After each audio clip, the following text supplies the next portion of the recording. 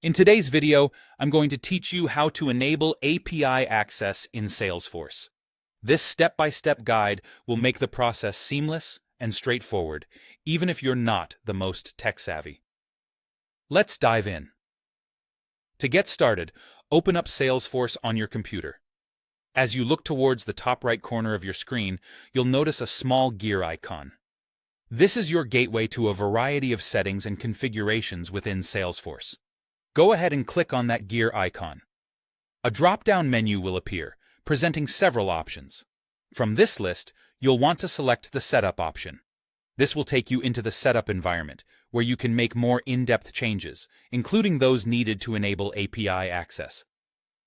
Once you're in the Setup menu, it's time to utilize the Quick Find box, a nifty tool tailored to help you quickly locate specific settings or options.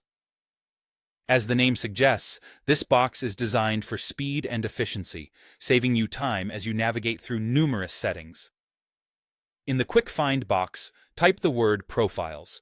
Doing so will filter the available options down to the ones we need for this task.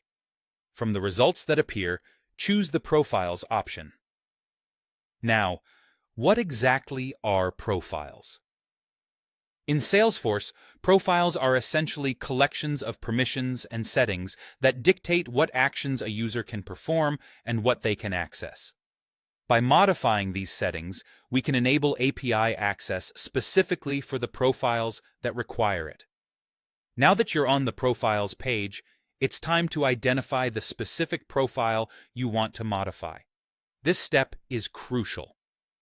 Enabling API access might not be necessary for every profile in your organization, so you need to be deliberate with these changes. Once you've found the correct profile, you'll spot an edit link next to it. Click Edit to proceed. You will now be on the Profiles detail page, an area where you can configure a wide range of settings. Scroll down until you see the section labeled Administrative Permissions. This section governs various permissions reflecting the administrative capabilities for users with that profile. Focus on the Administrative Permissions area and locate the all-important API-enabled checkbox. Once you find it, go ahead and check it. This simple action will allow users with the selected profile to interact programmatically with Salesforce data using APIs. The final step is to save these changes. Locate and click the Save button, typically situated at either the top or bottom of the page. By clicking Save, you will apply the modifications you've just made. Congratulations! You've now successfully enabled API access in Salesforce for a specific profile. This process is crucial for integrating with other applications and expanding the functionality of Salesforce within your organization. Feel free to revisit these steps anytime you need to modify API access for different profiles, and remember to proceed carefully to maintain the security of your Salesforce data.